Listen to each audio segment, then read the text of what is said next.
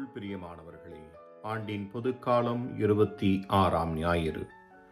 இன்றைய இறைவார்த்தைகளை குறித்து தியானிக்க உங்களை அன்போடு அழைக்கின்றேன். இன்றைய வாசகங்களின் வழியாக ஆண்டவர் இயேசு 2 பாவச் செயல்களை குறித்து நம்மை எச்சரிக்கின்றார். ஒன்று பொறாமை, இரண்டாவது துர்மாதரிகை. இன்றைய முதல் வாசகத்திலே வரும் நிகழ்வு பொறாமையை குறித்து நமக்கு சுட்டிக்காட்டுகின்றது. மோயிசன் இஸ்ரேல் மக்களை எகிப்தின் அடிமை தலையிலிருந்து விடுதலை செய்து பாலை நிலத்திலே அவர்களை வழிநடத்தி வருகின்றார். அப்படி பாலை நிலத்திலே கூடாரம் அமைத்து அவர்கள் தங்கியிருக்கின்ற போது இஸ்ரேல் மக்கள் மோயிசனுக்கு எதிராக முணுமுணுக்கின்றார்கள், குரல் எழுப்புகின்றார்கள். எனவே இம்மக்களை எப்படி வழிநடத்துவது என்று கலங்கிய உள்ளத்தோடு ஆண்டவரிடம் மோயிசன் வேண்டுகின்றார்.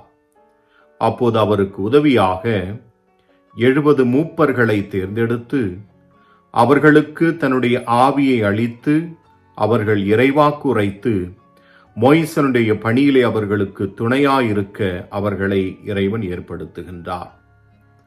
இந்த 70 மூப்பர்களும் சந்திப்பு கூடாரத்தை சுற்றி நிற்கின்ற போது அப்போது கடவுளின் ஆவியானவர் அவர்கள் மீது இறங்கி வந்ததாக முதல் வாசகம் நமக்கு சொல்லுகின்றது.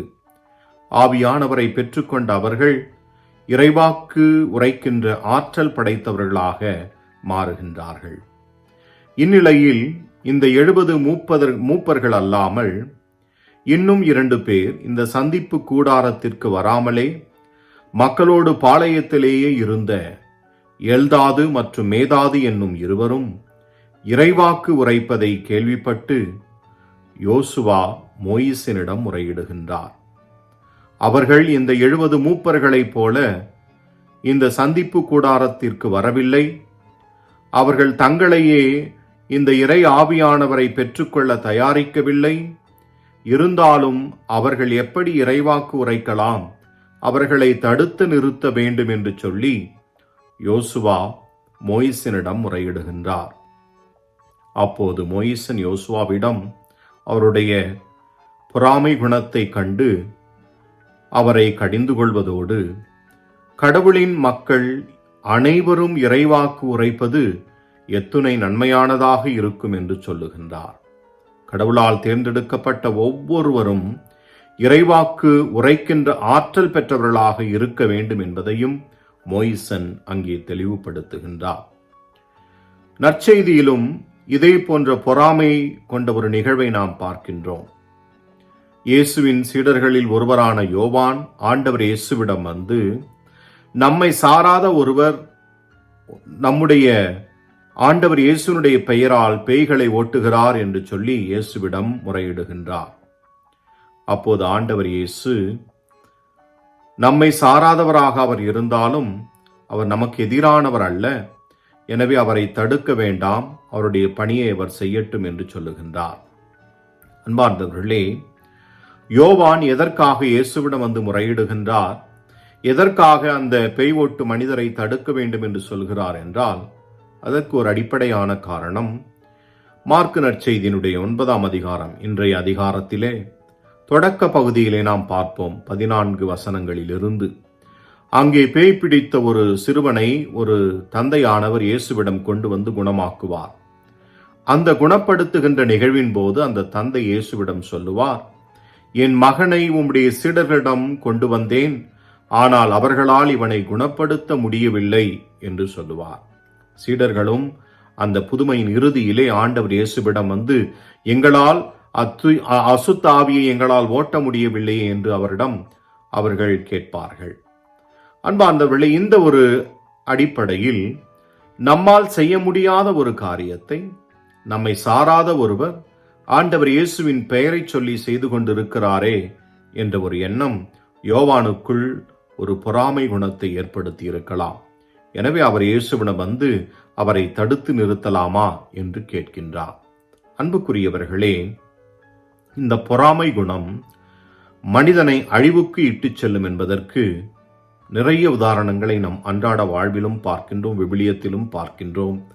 அதற்கு ஒரு சிறந்த உதாரணம் காயின் ஆபேல் நிகழ்வு. ஆபேலின் மீது பொறாமை கொண்ட காயின் அவரை கொன்று விடுகின்றார். அதன் விளைவாக அவர் கடவுளால் சபிக்கப்படுகின்றார். எனவே பொறாமை என்ற ஒரு எண்ணம் நம்மை பாவத்திற்கு இட்டுச் செல்லும். அந்த பாவம் கடவுளின் சாபத்தை நமக்கு கொடுக்கும் என்பதை நாம் உணர்ந்து கொள்ள வேண்டும். இன்றைய 2ஆம் வாசகத்திலும் நற்செய்தியிலும் துர்மாதிரிகை என்னும் இந்த பாவச் செயலை குறித்து ஆண்டவர் பேசுகின்றார். இன்று 2ஆம் வாசகத்திலே யாக்கோபு திருத்தூதர் வழியாக செல்வந்தர்களுக்கு ஒரு எச்சரிக்கையை ஆண்டவர் கொடுக்கிறார். அதாவது தங்களுடைய ஆடம்பர வாழ்விற்காக, தங்களுடைய சுகபோக வாழ்விற்காக அவர்கள் ஏழைகளை எளியவர்களை வாட்டி வதைப்பதை ஆண்டவர் கண்டிக்கின்றார். நீங்கள் இப்படி துர்மாதிரியான வாழ்க்கை வாழ்ந்து கடவுளுக்கு எதிராக செயல்படும் போது நீங்கள் நிச்சயமாக தண்டிக்கப்படுவீர்கள் என்று யாக்கோபு வழியாக இறைவன் செல்வந்தர்களுக்கு ஒரு எச்சரிக்கையை கொடுக்கின்றார். நற்செய்தியிலும் ஆண்டவர் இயேசு என்ன சொல்லுகின்றார்? சிறு பிள்ளைகளை நீங்கள் பாவத்தில் விழச் செய்தால் எந்திரக்கல்லை கட்டி கடலில் தூக்கி எறியப்படுவீர்கள் என்று சொல்லி அங்கே துர்மாதிரிகைக்கான ஒரு தண்டனையையும் ஆண்டவர் இயேசு முன்னறிவிக்கின்றார். அன்புக்குரியவர்களே, துர்மாதிரிகையும் அந்த துர்மாதிரிகையினால் மற்றவர்கள் தவறான வழிக்கு நடத்தப்படுவதும் இறைவனால் ஏற்றுக்கொள்ளப்பட முடியாத ஒரு செயல். எனவே இந்த துர்மாதிரிகையையும் ஆண்டவர் கண்டிக்கின்றார். பொறாமை, துர்மாதிரிகை போன்ற பாவச் செயல்களை விட்டு நாம் விலகி இறைவனுக்கு ஏற்புடையவர்களாக வாழ வேண்டும் என்பதை இன்றைய நற்செய்தியின் வழியாக ஆண்டவர் நமக்கு தெளிவுபடுத்துகின்றார். அன்புக்குரியவர்களே, இத்தகைய பாவச் செயல்களிலிருந்து நாம் விடுபட ஆண்டவர் நமக்கு கொடுக்கின்ற ஒரு பாடம் அல்லது ஒரு எச்சரிக்கை இன்றைய நற்செய்தியின் இறுதி பகுதியிலே வருகிறது. அதாவது, உங்களுடைய கை உங்களை பாவத்தில் விழச் செய்தால் அதை வெட்டிவிடுங்கள் என்கின்றார். கால் உங்களை பாவத்தில் விழச் செய்தால் அதையும் வெட்டிவிடுங்கள். உங்கள் கண்கள் உங்களை பாவத்தில் விழச் செய்தால் அதை பிடுங்கி எறிந்து விடுங்கள் என்று ஆண்டவர் இயேசு நற்செய்தியின் இறுதி பகுதியிலே சொல்லுகின்றார். இந்த வசனங்களை நாம் வாசிக்கின்ற போது ஆண்டவர் இயேசு இத்தகைய கடுமையான ஒரு செயல்பாடுகளை நமக்கு சொல்லுகின்றாரே என்ற எண்ணம் நமக்கு தோன்றலாம்.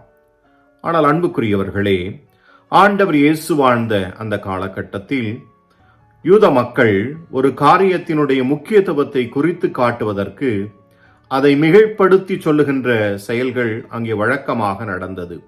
எனவே அதன் அடிப்படையில் தான் ஆண்டவர் இயேசுவும், உங்கள் கைகளும் கால்களும் பாவத்திற்கு உங்களை இட்டுச் சென்றால் அதை வெட்டிவிடுங்கள் என்கின்றார். கண்கள் உங்களை பாவத்தில் விழச் செய்தால் அதை பிடுங்கி எறிந்து விடுங்கள் என்று சொல்லுகின்றார். இதை ஒரு மிகைப்படுத்துதல் என்று நாம் புரிந்து கொள்ளலாம். ஆனால் உண்மையில் ஆண்டவர் இயேசு சொல்ல விரும்புவது, நம்முடைய கைகளோ நம்முடைய கால்களோ நம்மை பாவத்திற்கு இட்டு செல்லும் என்றால் அந்த சூழலில் இருந்து நாம் விலகி இருக்க வேண்டும் என்கின்றார்.